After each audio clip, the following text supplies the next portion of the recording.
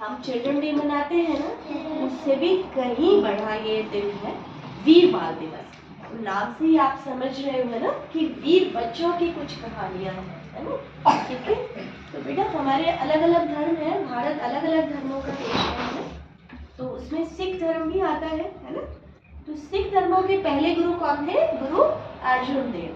ठीक है, उसके बाद 9वें गुरु थे गुरु तेग बहादुर और 10वें गुरु थे गुरु गोविंद सिंह।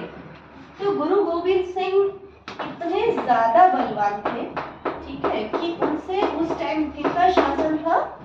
मुगलों का शासन था और मुगल उनसे कांपते थे। और जब गुरु गोविंद सिंह का जब समय चल रहा था तो औरंगजेब थे, ठीक है, औरंगजेब उस टाइम दिल्ली के तख्त पे विराजमान थे। गुरु गोविंद सिंह के चारों बच्चे बहुत बलवान मेंटली बहुत बलवान थे और अपने धर्म को निरंतर आगे बढ़ाने वाले थे। ठीक है, तो कुछ महीने पहले, जैसे आज कौन सा दिन है? 26 दिसंबर 24, और ये बात कब की है? 26 दिसंबर 1705 की बात।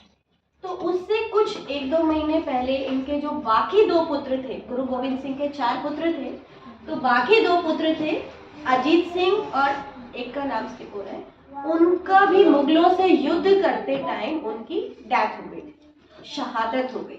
युद्ध किया, ठीक है, शहादत हो गई। अब जब इनके जो दूसरे दोनों छोटे बच्चे थे, कौन से थे? फतेह सिंह और जोरावर सिंह, जिनके लिए बेसिकली आज हम इकट्ठे हुए हैं। फतेह सिंह, इनके ये बेटा गद्दी चली आ रही थी तो इनके लिए साहबजादे लिखा जाता है, साहबजादे, ठीक है, फतेह सिंह और जोरावर। तो उस दिन जब टाइम था, आज वाला टाइम, उससे पहले की थोड़ी सी, ये 7 इयर्स के थे आज के दिन और ये 9 इयर्स के थे। तो गुरु गोविंद सिंह जो थे वो युद्ध कर रहे थे आनंद किले को मुगलों से मुक्त कराने के लिए, युद्ध कर रहे थे। उस युद्ध में जीत गए, ठीक है। जैसे ही वो जीत गए तो औरंगजेब को बहुत डर महसूस हुआ उनसे, ठीक है, और डर महसूस हुआ तो उन्होंने क्या किया, इनके लिए गुरु गोविंद सिंह से कहा कि अगर आप, युद्ध का मतलब क्या है? ब्लड बहता है, लोग मरते हैं, है ना। तो उन्होंने, औरंगजेब ने ये इनके पास संदेश भिजवाया कि अगर आप संधि कर लेते हो, आप आनंद किले को छोड़ दो, तो हम बाकी जगह पे युद्ध नहीं करेंगे, हिंदुओं पर अत्याचार नहीं करेंगे। मुगल था औरंगजेब, बहुत ज्यादा हिंदुओं पर अत्याचार कर रहे थे। जो उनकी बात नहीं मानता, जो उनके धर्म को नहीं अपनाता, उनको औरंगजेब मरवा डालते। बहुत औरंगजेब ने अपने पिता को भी जेल में डाल दिया था और अपने दोनों भाइयों को मरवा दिया था, इतना खराब, ठीक है। किसके लिए? राजगद्दी के लिए, कि दिल्ली का जो तख्त है, भारत का जो तख्त है, वो मुझे मिलेगा, ठीक है। फिर गुरु गोविंद सिंह को ये बात पता थी कि औरंगजेब छल कर सकता है, ठीक है, लेकिन उन्होंने फिर भी सोचा कि शांति का प्रस्ताव, शांति तब तक अपनानी चाहिए जब तक शांति की कोशिशें हो रही है, तो शांति जरूर अपनानी चाहिए। तो उन्होंने सोचा कि अगर मेरे ऐसे करने से, आनंद किले को छोड़ने से देश में शांति हो जाती है तो मैं तैयार हूँ। उन्होंने उनका प्रपोजल एक्सेप्ट कर लिया और वो जैसे ही आगे बढ़े तो सिरसा नदी के किनारे औरंगजेब की सेना पहले से तैयार थी उनसे युद्ध करने के लिए। बहुत भीषण युद्ध हुआ और उस युद्ध में इनके जो 2 बच्चे थे वो साथ में चल रहे थे, फतेह सिंह और जोरावर सिंह, और इनकी जो दादी जी थी वो भी, क्योंकि इन दोनों बच्चों की माँ, जब ये दोनों बच्चे 2 साल और 5 साल के थे तभी डेथ हो गई थी। 2 साल और ये जो थे 2 इयर्स के थे और ये थे और कम एज के थे, तो दोनों की, उनकी माँ की जो डेथ हो चुकी, तो दादी पाल गई, ठीक है। अब दादी के साथ ये बच्चे बिछड़ गए, सिरसा नदी में तेज तूफान आया, उन औरंगजेब की सेना से भी वो युद्ध में जीत गए थे। कौन? गुरु गोविंद सिंह। लेकिन तूफान ऐसा आया कि वो उनसे बिछड़ गए, बच्चे और दादी। तो जैसे जैसे वो चलते जा रहे थे तो इतना ज्यादा नाम था उनका, क्योंकि पगड़ी थी। अब पूरे देश में किसका शासन था? औरंगजेब का। तो पगड़ी तो अलाउ ही नहीं थी, तो जहां जहां वो सिखों को देखते थे उनको मार डालते थे, ठीक है। अब वो छुपते छुपाते चलते जा रहे थे तो उनको, उनका पुराना सेवक, 10वीं गद्दी थी, ठीक है, तो गुरु का जो ग्रह था उसमें काफी चेले होते हैं सेवा करने के लिए, तो उनको उनका पुराना सेवक मिला गंगू। गंगू ने उनको पहचान लिया, वो छुपते छुपते आ रहे थे रास्ते से, कभी कहीं रुक रहे थे, कभी कहीं रुक रहे थे। गंगू ने उनको कहा कि आप मेरे साथ चलिए। तो पहले दिन वो नदी के किनारे, और इनके पास धन बहुत था क्योंकि गद्दी थी, तो गद्दी का मतलब राज करने वाली, तो इसलिए धन तो था ही। तो उनके पास जब उन्होंने धन देखा, ठीक है, उस धन के लालच में उसने क्या किया, पहली रात तो इनको एक पानी बह रहा था नदी के किनारे, वहां पे ठहरा दिया। उतनी देर में गंगू जो है वो अंग्रेजों को, मुगलों को इन्फॉर्म कराया था। दूसरे दिन सुबह गंगू उनको कहता है कि आप मेरे घर चलिए, ठीक है, और घर पे वो ले जाके उनको सोने की भरी, उनके पास कुछ भी कह सकते हो, थैली कह सकते हो, पॉकेट, उसको ले जाके वो चुरा गया। वो सोच रहा था कि दादी सो रही है, लेकिन वो सो नहीं रही थी, वो जाग रही थी। फिर उन्होंने सुबह बोला कि अगर आपको धन चाहिए था तो आप वैसे ही ले लेते, छल क्यों किया। तो गंगू ने इसको अपनी इंसल्ट समझा, और इस इंसल्ट का बदला लेने के लिए वो जाके किसको इन्फॉर्म कर देता है, मुगलों को, ठीक है, और मुगलों को इन्फॉर्म करते हैं तो इनको पकड़ के ले जाते हैं, किनको, फतेह सिंह को, जोरावर सिंह को और उनकी दादी, और उन पे टॉर्चर करते हैं। ठंडा साहिब गुरुद्वारा है पंजाब में, उनकी याद में बनाया गया है। वो गुरुद्वारा ठंड, गर्मियों में भी ठंडा रहता है, तो यू कैन इमेजिन कि सर्दियों में वो कितना ठंडा रहता होगा आज के दिन। तो इस ड्यूरेशन में 4-5 दिन उन पे डेली यातनाएं हुई, 3 रातें और 2 दिन बिना कपड़ों के, बिना कंबल के उनको ठंड में रख दिया गया कि वो स्वीकार कर ले औरंगजेब की सत्ता को, और ये कह दे कि हाँ, हम अपना धर्म बदलने को तैयार है ना। लेकिन हमारे भारत देश में क्या प्रचलन है, जननी जन्मभूमिश्च स्वर्गादपि गरीयसी, कि जननी और जन्मभूमि स्वर्ग से भी बढ़कर है। और ये शिक्षा उनको हमेशा से मिल रही थी, क्योंकि उनके गुरुदेव, जो उनके दादा थे गुरु तेग बहादुर, वो भी देश के लिए शहीद हुए। वो ऐसे पहले सिख गुरु थे जिन्होंने कश्मीर में हिंदुओं को धर्मांतरण करने से बचाया रखा, ठीक है।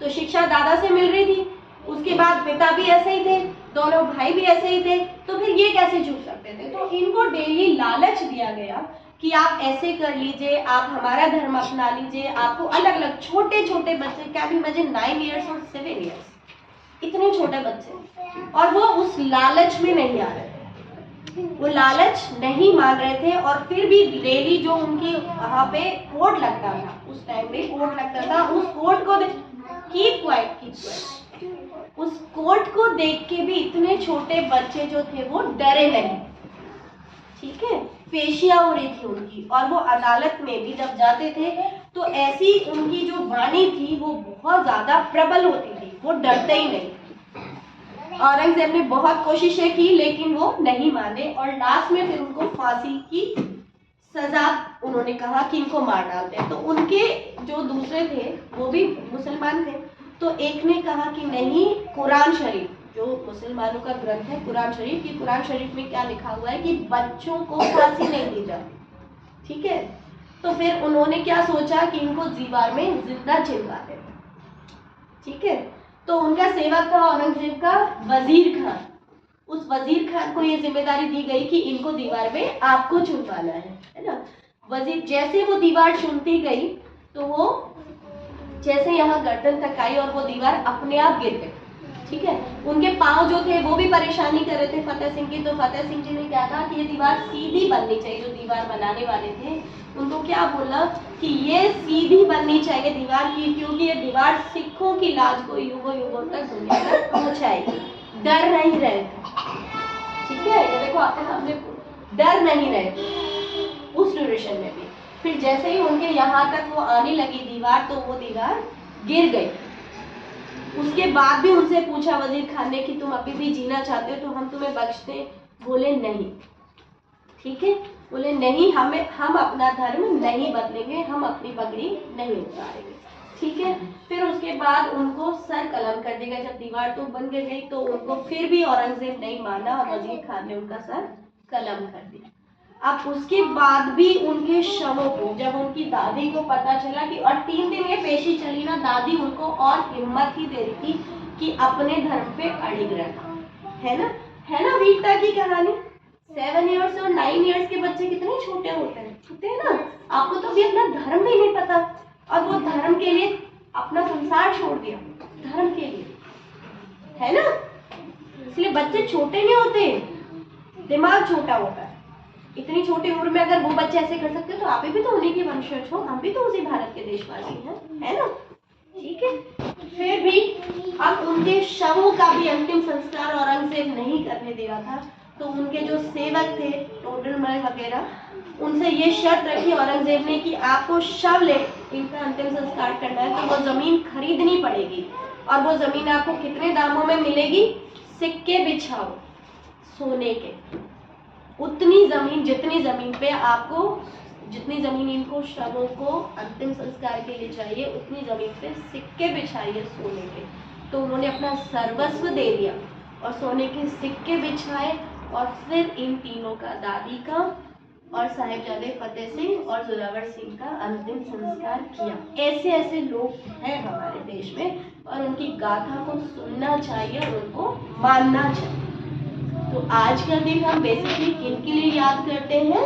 साहिबजादे फतेह सिंह और जोरावर सिंह। ठीक है, इनकी वीरता की कहानी है, इसीलिए इस दिन का, आज के दिन का, और ये 7 डेज का साइकिल क्यों मनाया जाता है? क्योंकि इन 7 डेज में इनको पकड़ा गया था, 3 दिन पेशी चली थी और लास्ट में फिर इनको मारा गया जब इन्होंने शहादत दी, जब इन्होंने उनकी अधीनता औरंगजेब और वजीर खान की स्वीकार नहीं की। समझ गए? तो ध्यान रखना है, अपना दूसरे के धर्म का अपमान कभी नहीं करना, लेकिन अपना धर्म कभी नहीं छोड़ना। समझ गए? क्या समझ आता है? बोलो, रिपीट विद मी।